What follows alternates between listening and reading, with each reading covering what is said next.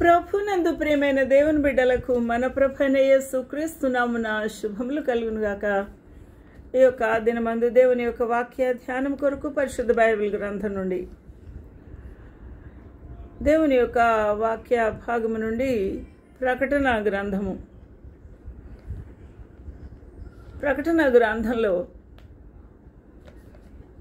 11వ అధ్యాయమును ధ్యానం చేస్తూ ఉన్నాం. 11:5 వచనాలు చూసినప్పుడు అక్కడ చాలా ఆశ్చర్యమైన సంగతులను మనము గమనించి ఉంటున్నాము. జరగనున్న కార్యములను గూర్చి యోహాను భక్తునికి ప్రభు తెలియచేస్తూ ఉన్నాడు. ఆయన తన సంఘమును తీసుకొని వెళ్ళిన తర్వాత తన స్వాస్థ్యమైన ఇశ్రాయేల్ వారిని ఏ విధంగా ఆయన డీల్ చేయబోతున్నాడు అనే సత్యము వారికి తెలియచేస్తూ ఉన్నారు. నా ఇద్దరు సాక్షులు వారే మోషే మరియు ఏలియా. మోషే గూర్చి యెహోవా సేవకుడైన మోషే మోయాబు దేశంలో మృతి పొంది ఉన్నాడు. ద్వితీయోపదేశకాండము 34:5 ప్రకారం బెత్పయోరు ఎదుట మోయాబు దేశంలో ఉన్న లోయలో సమాధి చేయబడ్డాడు. ఆ సమాధి నేటి వరకు ఎక్కడున్నదో ఎవరికి తెలియదు. ఈ విషయాన్ని మనము ఆలోచించినప్పుడు ఆయన యొక్క దేహమును గూర్చి తర్కము జరిగింది. ఎవరెవరికి జరిగింది? ఆయన దేహము, ఆ దేహము గూర్చి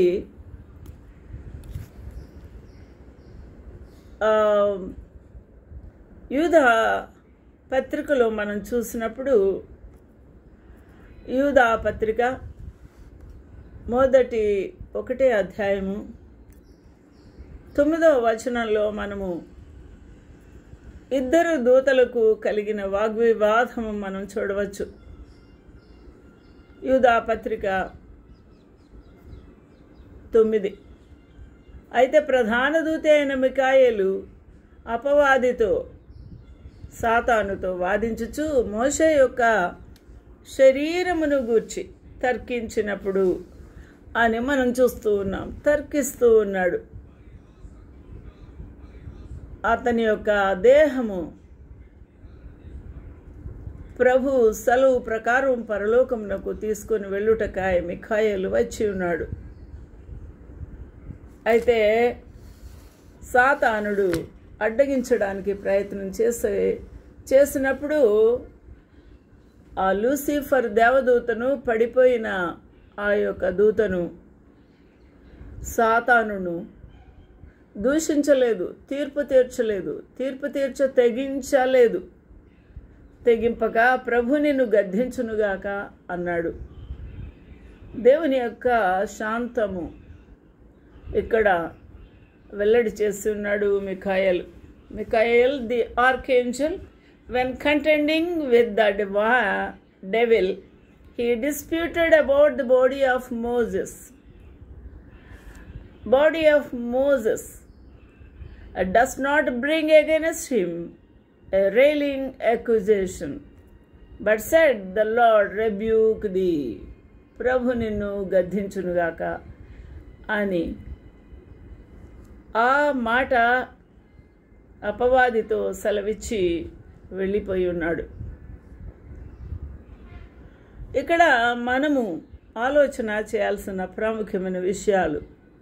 మోషే దేహము పరలోకము నుండి మరల ఆ 7 ఏళ్ల శ్రమలలో ప్రభు పంపించి అక్కడ దేవుని యొక్క వాక్యము ప్రకటించుటకై మోషేను ఏర్పాటు చేసుకున్నాడు. ఆ విధంగా ఏలియాను కూడా. ఏలియా మేఘ, అగ్ని, రథములు, గుర్రముల పై ఆయన కొనిపోయి ఉన్నాడు ప్రభు సన్నిధికి. కాబట్టి ప్రకటన 11:3 చూసినప్పుడు నేను నా 2 సాక్షులను, అనగా ఈ 2 సాక్షులకు ప్రభు అధికారం ఇచ్చి ఉన్నాడు. వారు గోనెపట్ట ధరించుకుంటారు. వారు 1260 దినములు ప్రవచింతురు. I will give power unto my 2 witnesses. They shall prophesy 1260 days. అనగా 1260 దినాలు, లేక 42 నెలలు, లేక 3.5 సంవత్సరములు. ఈ సత్యాన్ని మనము గమనించవచ్చు. అయితే వీరికి ఎటువంటి అధికారము ఇవ్వబడింది అనే సంగతి మనము జ్ఞాపకం చేసుకున్నప్పుడు ఆ యొక్క 6వ వచనములో తాము ప్రవచింపు దినములు వర్షము కురవకుండా ఆకాశమును మూయుటకు, 3.5 సంవత్సరములు ప్రవచనము వారి నోట్లోంచి బయలు వెళుతుండగా ఎవరు మనస్సున హృదయంలో అంగీకరించని స్థితిని బట్టి, పశ్చాత్తాపం పడని స్థితిని బట్టి, వారికి విరోధముగా వ్యతిరేకముగా జీవించుచూ ఉన్న విధానాన్ని బట్టి ప్రభు వారు ప్రవచింపు దినముల కాలములో, అనగా 3.5 సంవత్సరములలో వర్షము కురవకుండా ఆకాశమును మూయబడుటకు వారి అధికారముతో మూయించి ఉన్నారు. ఆకాశమును మూయుటకు వారికి అధికారము కలదు. కాబట్టి ఆ విధంగా 3.5 సంవత్సరములు అక్కడ వర్షము కురవలేదు. కాబట్టి భూమికి బాధ కలిగింది, శ్రమ కలిగింది. కాబట్టి మానవుడు కానీ, ఏ జంతువులు కానీ, ఏ జీవులు కానీ నీరు లేకుండా బ్రతకలేరు. కాబట్టి అటువంటి భయంకరమైన పరిస్థితుల్లో భూమి బాధించుటకును వారికి అధికారం కలదు. ఇక్కడ మనము చూసినప్పుడు మోషే ఇశ్రాయేలు ప్రజలను ఐగుప్తు నుంచి విడుదల చేయించి ఆ యొక్క కానానుకు తీసుకొని వెళ్ళుటకై ఐగుప్తు రాజు వద్దకు వచ్చినప్పుడు ఫరో సెలవు ఇవ్వలేదు, కఠినుడు అయిపోయి ఉన్నాడు. అలాంటి సమయంలో ఆయన అనేకమైన ఆశ్చర్యమైన అద్భుతాలు చేశాడు. అందులోనే నీళ్లను రక్తముగా కూడా మార్చి ఉంటున్నాడు. ఈ వాక్యాన్ని మనము నిర్గమకాండంలో చూడవచ్చు. నిర్గమకాండం చూసినప్పుడు అక్కడ మోషే ఏ విధంగా ఆ భయంకరమైన పరిస్థితిని ఎదుర్కొన్నాడు. అప్పుడు తన యొక్క శక్తి కాదు కానీ ప్రభు యొక్క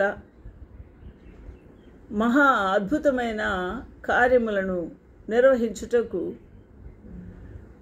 ప్రభు వాడుకున్నాడు మోషేను.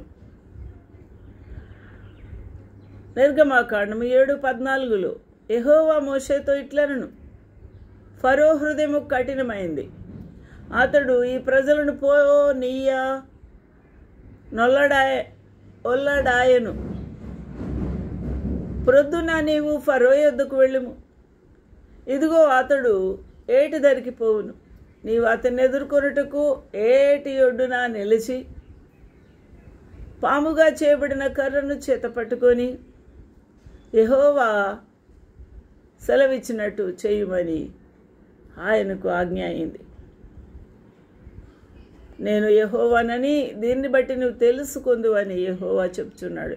ఇదిగో నా చేతిలోనున్న ఈ కర్రను నేను ఏటి నీటిని కొట్టుదును, అది రక్తముగా మార్చబడును అని చెప్పినప్పుడు ఆ నీళ్లు రక్తముగా మార్చబడ్డాయి. ఏటిలోని చేపలు చచ్చిపోతున్నాయి. ఏరు కంపు కొట్టింది. ఏటిలో నీళ్లు తాగుటకు ఐగుప్తీయులకు నీరు లేదు, అసహ్యపడుతూ ఉన్నారు. రక్తముగా మారినా కుళ్ళు కొట్టిన ఆ యొక్క నీటిని తాగుటకు. అటువంటి భయంకరమైన శ్రమ మోషే కాలంలో ఆయన దేవుని సనిగినప్పుడు, ఆయన మీద ఐగుప్తు రాజు తిరగబడ్డప్పుడు దేవుని యొక్క అధికారమును అక్కడ నిరూపించి ఉన్నాడు. కాబట్టి నానా విధములైన తెగుళ్ళు భూమిని బాధించుటకు కూడా వారికి అధికారం కలదు.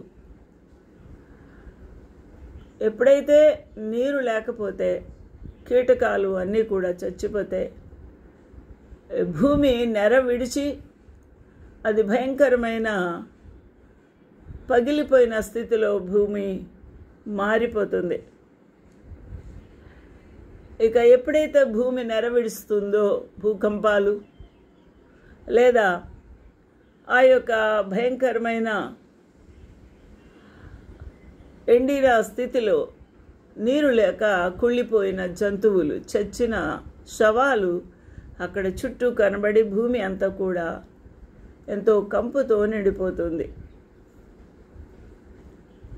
ఈ విధంగా ప్రభు ఇటువంటి కఠినులైన ప్రజలు, దుర్మార్గమైన దుష్టత్వంలో జీవించుచున్న ప్రజలు ప్రభువుకు వారి హృదయం తిప్పుకొని ప్రభువును ఆశ్రయించని ప్రజలను బట్టి ప్రభు ఈ విధమైన అధికారంతో అక్కడ ఈ ప్రవక్తలను నిలబెట్టి ఉన్నాడు. దేవునికి మహిమ, ఘనత, ప్రభావం కలుగునుగాక. ఇటువంటి పరిస్థితుల్లో ఎవడైనా వారికి హాని చేసి వారిని చంపాలి అని తలపెట్టిన ఎడల వారి నోటి నుండి అగ్ని బయలు వెళుతుంది. ఆ అగ్ని ద్వారా శత్రువులను దహించి వేస్తాయి. ఆ అగ్ని దహించి వేయును. కనుక ఎవడైనా వారికి హాని చేయ ఉద్దేశించిన ఎడల అలాగూ చంపబడవాలెను అని వ్రాయబడి ఉంది. ఆ విధమైన అధికారం ఎవరైనా తలపెట్టినా, హాని చేయ ముందుకు వచ్చినా, లేకపోతే హాని చేసినా వాడు చంపబడవలను అని దేవుని యొక్క చిత్తము ఇక్కడ మనం చూస్తూ ఉన్నాం. కాబట్టి ఈ విధంగా ఈ దేవుని యొక్క చిత్తము, ప్రణాళిక ప్రకారంగా ఏం జరిగింది అని మనం చూస్తే, వారు సాక్ష్యము చెప్పుట ముగించగానే, అనగా 3.5 సంవత్సరములు, మొదటి 3.5 సంవత్సరాలు అనగా 7 ఏళ్ల శ్రమలలో 3.5 సంవత్సరాలు, మొదట 3.5. ఆ సమయంలో 2 సాక్షులు ప్రవచనములు, మహా అద్భుతములు చేయుట, 3.5 సంవత్సరాలలో ఆకాశము మూయబడుట, వర్షము ఒక్క చుక్కైనా లేకపోవుట, భూమిని బాధించుట జరిగింది. అలా జరగనున్న సమయముల తర్వాత, అనగా ప్రవచన దినములు ముగిసిన తర్వాత, పాతాళము లోకములో నుండి వచ్చు క్రూర మృగము వారితో యుద్ధము చేసి జయించి వారిని చంపును. ఈ 3.5 సంవత్సరముల తర్వాత ఈ 2 ప్రవక్తలను చంపుటకు మానవులు ఎవరు ముందుకు రాలేదు. అందువల్ల అప్పటి వరకు మహాబలాఢ్యుడైన దేవదూత పరలోకం నుంచి దిగివచ్చి ఆ పాతాళములు బంధించి ఉన్నాడు ఈ సాతానును, క్రూర మృగమును. వాడు పాతాళములో నుండి వచ్చు క్రూర మృగము. 3.5 సంవత్సరములు ముగియగానే వాడు బయటికి వచ్చాడు. వారితో యుద్ధం చేసి జయించి వారిని చంపును. ఎవరితో యుద్ధం చేస్తున్నాడు? అనేక మంది సైనికులతో కాదు, వేరే దేశంతో కాదు. ఈ క్రూర మృగము ఈ 2 ప్రవక్తలతో యుద్ధం చేస్తున్నాడు. యుద్ధము చేసి వారిని జయించి వారిని చంపును అనగా వారిని హతము చేయబోతూ ఉన్నాడు. ఎటువంటి హతము? బీహెడ్ చేయుట అనగా శిరచ్ఛేదము. ఆ విధంగా చంపిన తర్వాత వారి శవములు ఆ మహాపట్టణపు సంత వీధిలో పడి ఉండును. ఎప్పుడైతే శిరచ్ఛేదము ఈ క్రూర మృగము ద్వారా అయిపోయిందో, ఈ క్రూర మృగము ఎవరైతే ఈ ప్రవక్తలను హాని చేస్తారో, ఎవరైతే హాని చేయ తలపడతారో అటివాడు చంపబడవలను అనే దేవుని యొక్క లేఖనము అక్కడ నెరవేరబోతూ ఉంది. అనగా ఈ క్రూర మృగము వాడు చచ్చును అని అర్థం. వాడు చచ్చిపోతాడు. అది కింది భాగాల్లో మనం చూడవచ్చు. దానికి ఉపమాన రూపముగా సొదొమ అనియు ఐగుప్తు అనియు పేరు. ఎక్కడ ఈ ఇద్దరు ప్రవక్తలు చంపబడ్డారు? ఈ ఇద్దరు ప్రవక్తలు సొదొమ అనియు ఐగుప్తు అనే పేరు అనగా ఐగుప్తు దేశంలో కాదు, సొదొమలో పట్టణంలో కాదు. ఎక్కడ? యెరూషలేములోనే సొదొమ వలె ఐగుప్తు దేశంలో సాగుతూ ఉన్న పాపములు, సొదొమలో జరిగిన పాపము, అటువంటి పాపములు చేయు వారు ఈ యొక్క యెరూషలేం పట్టణంలో ఉన్నారు. అనగా ఈ యొక్క సొదొమ ఆ ప్రాంతంలో జరుగుతున్న పాపము దేవునికి ఆయాసమైంది. దేవుడు వారికి తీర్పు తీర్చి అగ్ని గంధకములు పంపించి ఉన్నాడు. ఎందువల్ల? వారు